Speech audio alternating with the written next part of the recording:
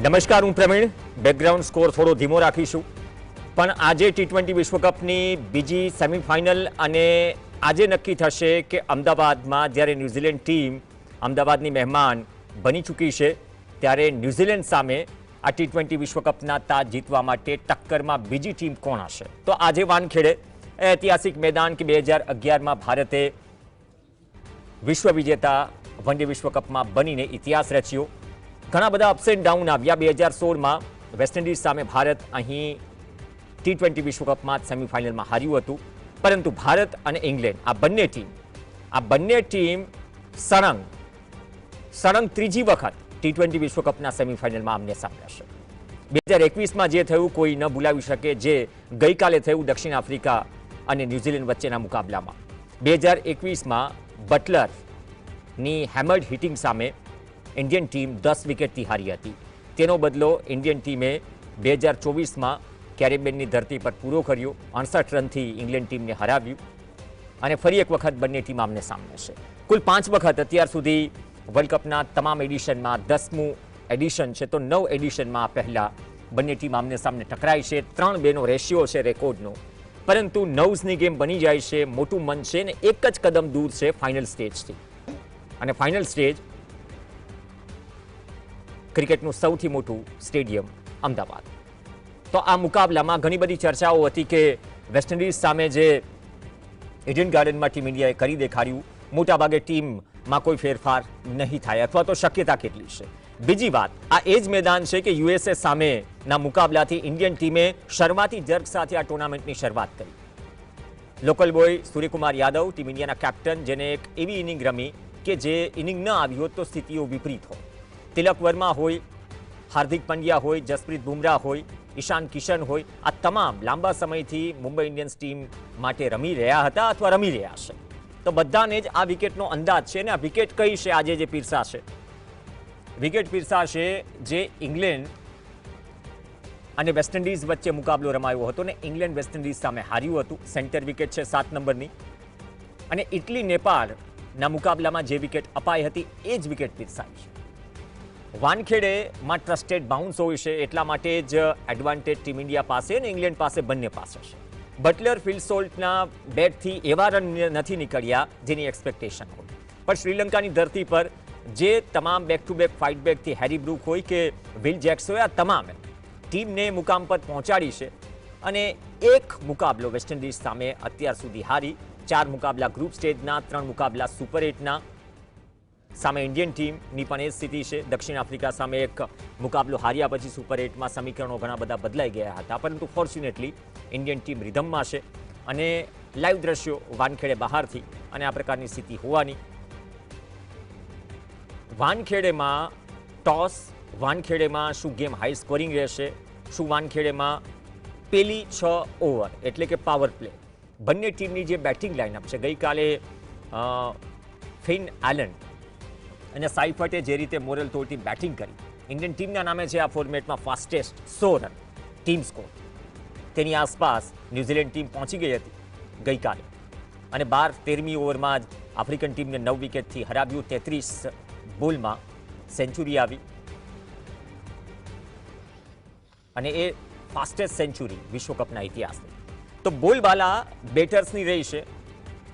કુલદીપ યાદવ હજુ સુધી ટીમમાં એકાદ મુકાબલાને બાદ કરતા દેખાયો નથી, પરંતુ ફરીથી એ જ વાત આવે કે ટીમ ઇન્ડિયા શું વરુણ ચક્રવર્તી, અક્ષર પટેલ સાથે જશે, જસપ્રીત બુમરાહ, હર્ષદીપ સિંહ, હાર્દિક પંડ્યા, આ 5ની બોલિંગ લાઇનઅપ સાથે જશે. શિવમ દુબે પણ લોકલ બોય છે. તો આ બધી જ પરિસ્થિતિઓની ચર્ચા કરવા માટે આપણી સાથે 3 ખાસ મહેમાન છે. પહેલા દક્ષેશ પાઠક આપણી સાથે જોડાશે, તેમને કોલ લાગી રહ્યો છે. પ્રફુલ્લ વૈદ્ય અને ભગીરથ ઠાકોર આપણી સાથે જોડાઈ ગયા છે. બંનેનું સ્વાગત છે. ભગીરથ સર, આપથી શરૂઆત કરીએ. વાનખેડેની વિકેટ, વાનખેડેની માટી, તેની વાત કરીશું. એક ક્વિક રિએક્શન દક્ષેશભાઈ પાસેથી લઈ લઈએ. દક્ષેશભાઈ, કેવો માહોલ છે વાનખેડે પર અને શું સ્થિતિ છે આજે? ઇંગ્લેન્ડ ટીમ જે પરિસ્થિતિઓમાંથી પહોંચી છે સેમીફાઇનલમાં, સળંગ ત્રીજો વિશ્વકપ છે ટી20 વિશ્વકપ, બંને ટીમ સેમીફાઇનલમાં જ આમને સામને છે. પ્રવીણ, વાનખેડે સ્ટેડિયમમાં ગઈકાલથી એટલે આજે મેચ આજે છે, પણ ત્યાં માહોલ તમે મુંબઈમાં જુઓ ને તો આખા સિટીમાં જાણે કે આખું વર્લ્ડ કપની સેમીફાઇનલથી મુંબઈ રંગાઈ ગયું હોય એવું છે. અત્યારે વાનખેડે સ્ટેડિયમની ચારે બાજુ અને જબરદસ્ત ઇન્ડિયાનું ચેન્ટિંગ કરતા આ લોકો નીકળ્યા છે. પણ મજાની વાત એ કહું કે વિરાટ કોહલી તો T20 માંથી રિટાયર થઈ છે ને, જે કે સ્ટેડિયમમાં 18 નંબરની જર્સી પહેરેલા, 45 નંબરની રોહિત. તો વાનખેડેમાં બી અત્યારે 3 નંબરની જર્સી પહેરીને આખા સ્ટેડિયમની બહાર ને અંદર છે. એક રોહિત શર્મા નો 45 નંબર, વિરાટ કોહલીનો 18 નંબર અને સૂર્યકુમાર યાદવની જર્સીનો નંબર. એટલે આ લોકો તમને શું કે તમારા જબરદસ્તદાર અને મેચનો માહોલ અત્યારે સ્ટેડિયમ પેક છે જબરદસ્ત. અને 1987 ની વર્લ્ડ કપ સેમીફાઇનલ આપણે માઇક કેટિંગની ટીમ સામે જે હાર્યા હતા, કપિલ દેવને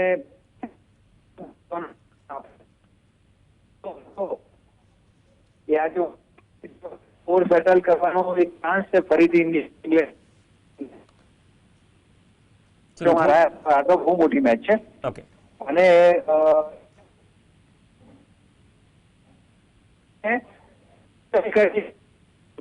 થોડો ટેકનિકલ ઇસ્યુ છે, તમારો અવાજ અમે પ્રોપર નથી સાંભળી શક્યા. પણ તમે જે વર્ણન કર્યું કે જે સ્થિતિ છે ગઈકાલની અને આજની માહોલ છે ને બટ ઓબ્વિયસ વાનખેડેમાં હોવાનું 2024માં ચેમ્પિયન બન્યા બાદ પણ જેમર લગાડેલા છે એટલે હવે આવે છે અવાજ. ઓકે સાહેબ, તમને ક્લિયરલી સાંભળી નથી શકતા, પણ તમે જે પણ પ્રયાસ કર્યો પહોંચાડ્યો માહોલ બટ ઓબ્વિયસ દ્રશ્યોમાં પણ ચાલી રહ્યો છે, તમે પણ ત્યાં હાજર છો તો તમે વર્ણવી રહ્યા છો. તો બટ ઓબ્વિયસ એક ફાઇનલ જેવી mega final before the final એ પ્રકારની પરિસ્થિતિ છે. ધન્યવાદ દક્ષેશભાઈ, જો મારો અવાજ તમારા સુધી પહોંચી શકતો હોય તો.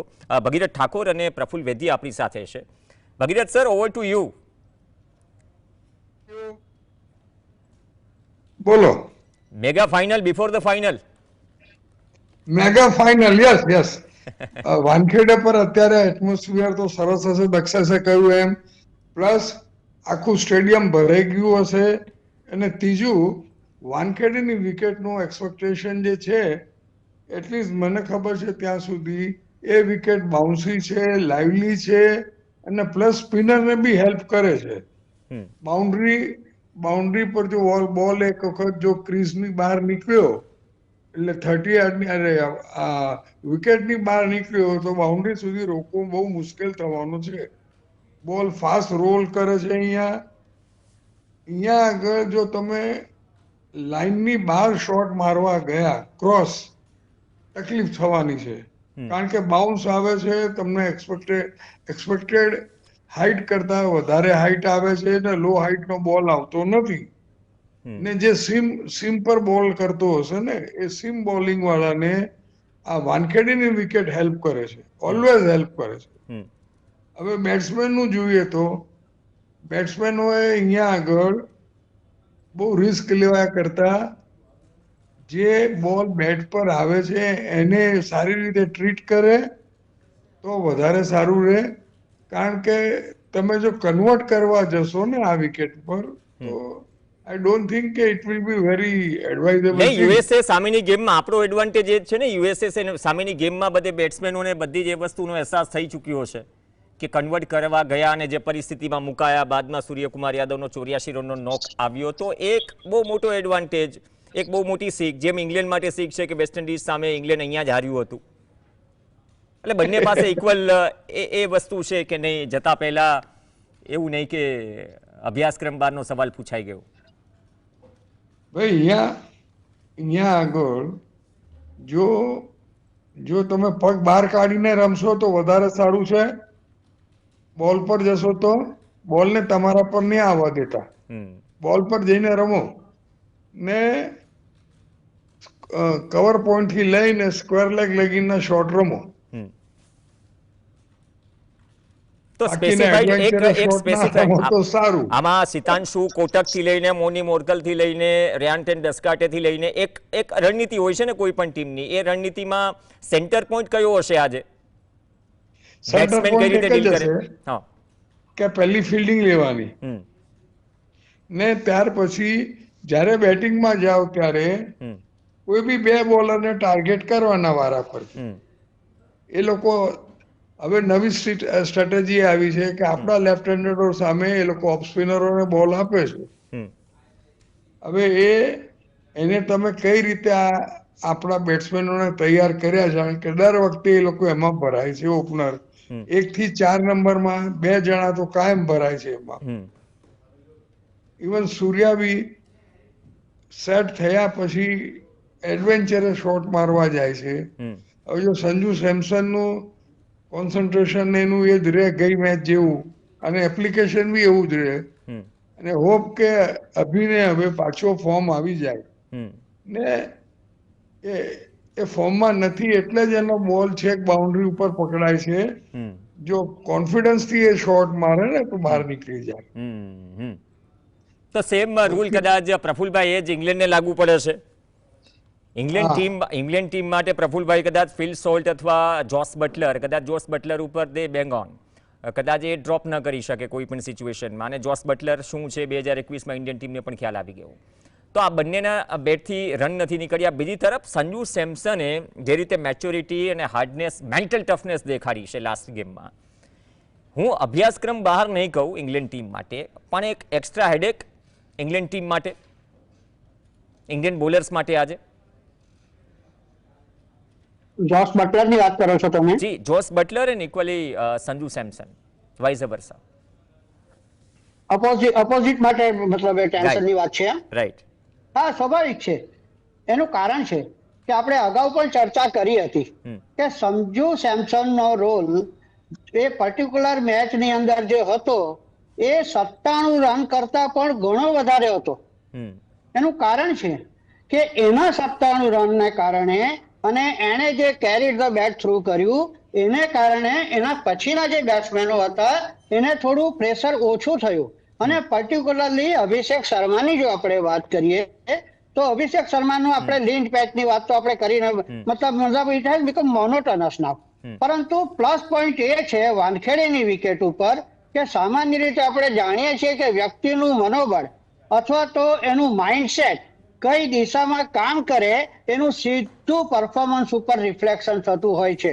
અને અભિષેક શર્માની જો આપણે વાત કરીએ તો એણે 54 બોલમાં 135 રન આ જ ઓપોઝિશન સામે આ જ બોલરો સામે બનાવ્યા હતા. એટલે ડેફિનેટલી આ મેચની અંદર એનું મનોબળ વધારે સારું છે. અને બીજી બાબતે કે સંજુ સેમસનને આપણે વાઇટલ એટલા માટે ગણીએ છીએ કે આગળની મેચમાં આપણે જોયું હશે કે એણે જ્યારે 97 રન બનાવ્યા ત્યારે સામેની ટીમને સ્ટ્રેટેજી બચાવવાની ચેન્જ કરવાની ફરજ પડી હતી. સ્પિનર્સે ઓપરેટ નહોતું કર્યું શરૂઆતમાં અને એ ટ્રેન્ડ આજે પણ વિમાસણમાં મૂકશે ઇંગ્લેન્ડને કે will they go for off spinner in first power play.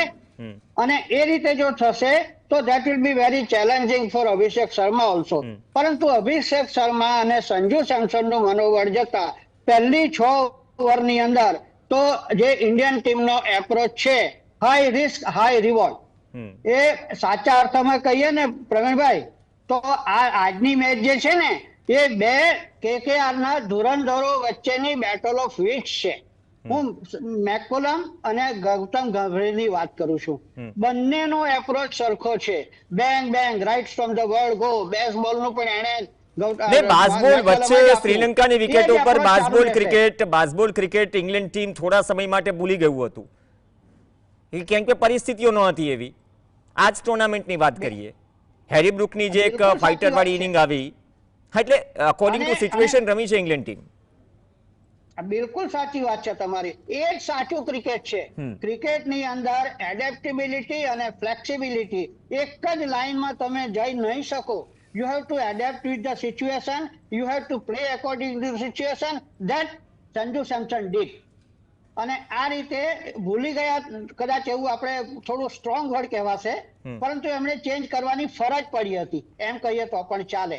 પરંતુ હવે સ્ટેજ એવું આવ્યું છે કે જ્યારે ઓપોઝિશન જે છે એનો જે એપ્રોચ હોય એની સાથે કોપઅપ કરવા માટે એ લોકો પણ એગ્રેસિવ ક્રિકેટ રમશે. And they can afford to do it because they are having batting line up to number 8. Okay. અને આ રીતે જોતા અને બીજી બાબતે કે hats off to curators of Wankhede cricket team, MCA or ICC I mean, કે એમણે T20 માટેની આઈડિયલ વિકેટ આપવાનો સંપૂર્ણ પ્રયાસ કર્યો છે. એની અંદર ગ્રાસ પણ રાખ્યું હતું. એ ભગીરથભાઈને આપણા કરતા વધારે ખબર હોય. એમણે ગ્રાસ પણ રાખ્યું હતું એના ઉપર વોટરિંગ બી ઘણું કર્યું, એના ઉપર રોલિંગ બી કર્યું, ઇવન ક્રોસ રોલિંગ પણ કર્યું, અને આ રીતે બધું કરીને વિકેટમાં જરા પણ અનઇવન બાઉન્સ ના રહે એ જોવાની કાળજી એમણે રાખી છે. And this must prove to be an ideal wicket for T20. Okay, Bhagirath sir, જેમ પેટ કમિન્સ 2023ની વન ડે વિશ્વકપની ફાઇનલ અને પૂર્વ સંધ્યાએ જ્યારે હું પ્રેસ કોન્ફરન્સમાં હતો, એક સિમ્પલ કોઈ સ્ટેટમેન્ટને એક સવાલ હતો કે નહીં, કહ્યું ને કે વિશ્વનું સૌથી મોટું ક્રિકેટ સ્ટેડિયમ જ્યાં 99% બટ ઓબ્વિયસ હોમ ટીમ હોય તો સપોર્ટ એને જ રહેવાનો. પણ એમ બહુ હળવા અવાજે કહી દીધું કે કદાચ એનાથી વધારે સેટિસ્ફેક્ટરી વાત કોઈ ન હોઈ શકે કે એ 99.99% ક્રાઉડને તમે સાયલેન્ટ કરાવો. એ જ પ્રકારનું સ્ટેટમેન્ટ સેમ કરીને આપવાનો બટ ઓબ્વિયસ આપી દીધું છે. પણ પરિસ્થિતિઓ જુદી હશે, ગેમ ઓફ નર્વ્સ હશે, કે પછી ઇંગ્લેન્ડ ટીમ બાસ્બોલ ક્રિકેટ, કે પછી પરિસ્થિતિઓને જે એડેપ્ટ કરીને જે પ્રકારનું ક્રિકેટ રમી છે એ જ પ્રકારનું ક્રિકેટ રમશે. I think Praveen, England will apply. This will be an ideal wicket for their batting style. એમને બાઉન્સ વાળી વિકેટ જોઈએ છે, એમને બોલ ઉપર આવતો જોઈએ છે, અને પ્લસ એમને સીમ થતો બોલ વધારે રમવાની કમ્ફર્ટેબલ છે ઇંગ્લેન્ડને લીધે. હવે એક સમજજો પ્રવીણ, આજે toss is going to be very very vital. કારણ કે જે ટોસ જીતશે ને એ ફ્રેશ વિકેટ ઉપર સામેની ટીમને કમ્પેલ કરશે રમવાનું. ને જે વિકેટમાં લાઈવ છે, કારણ કે વાનખેડેની વિકેટ બહુ સ્પોર્ટિંગ વિકેટ હોય છે, એમાં કોઈ ડાઉટ નથી. અને એ વિકેટ ઉપર જે ટીમને પહેલી બેટિંગ કરવાની આવે એને લોઢાના ચણા ચાવવાના આવે એવું દેખાય. પછી તો every day is a new day, અને એવરી બેટ્સમેન ઇઝ સાહેબ, લાસ્ટ ગેમમાં આપણે રન ચેસ કરવાનું નક્કી કર્યું. લાસ્ટ ગેમમાં ટોસ જીત્યા. આપણે ઓલવેઝ રન ચેસ કરવામાં વધારે કમ્ફર્ટ અનુભવીએ છીએ. આજે પણ એ જ સેમ એપ્લિકેશન જોવા મળશે. હવે આજે પણ ટોસ કોણ જીતે એના પર રહે ને. ઇફ કદાચ ઇન્ડિયા વિન ધ ટોસ,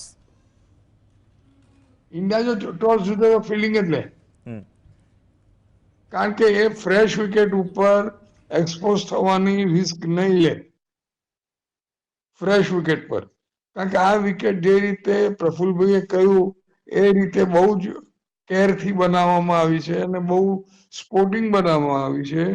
તો આપણા ઓપનરોને ડિફિકલ્ટી તો પડે. અને એમના સ્વિમરો જે છે એ સ્વિમરો ખરેખર ઇંગ્લેન્ડની સ્ટાઇલથી જ બોલિંગ કરે છે, wicket to wicket, wicket to wicket. અને એમની પાસે બે સ્પિનરો છે કે જે આ વિકેટને યુઝ કરશે. એટલે આપણે બેટર કે આપણને ટોસ જીતીએ. Okay, let us pray we win the toss.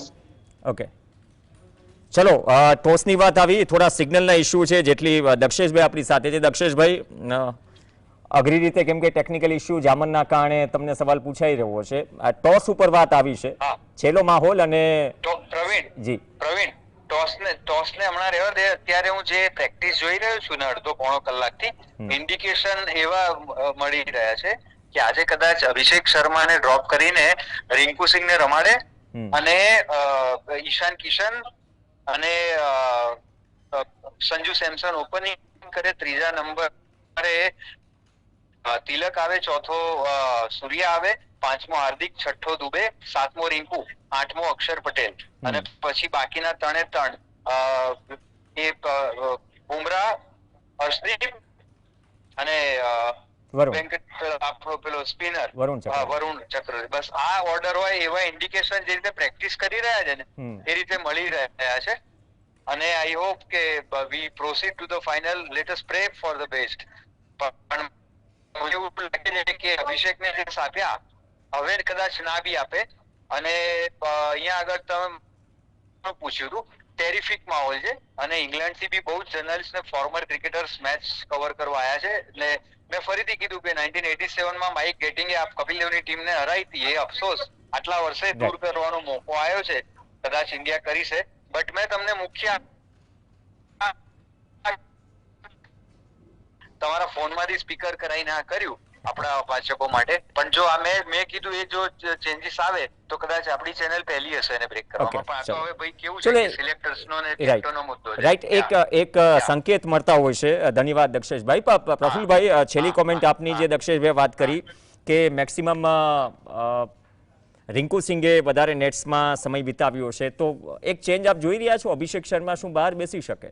87નું A statement પણ યાદ અપાવું જ્યારે એક ચેન્જ કર્યો હતો સેમીફાઇનલમાં, અને પછી ગાવસ્કરનું એ સ્ટેટમેન્ટ છે કે વિનિંગ મોમેન્ટમમાં મોટા સ્ટેજ ઉપર ચેન્જ ન કરવો જોઈએ, કે આજે ચેન્જ થશે.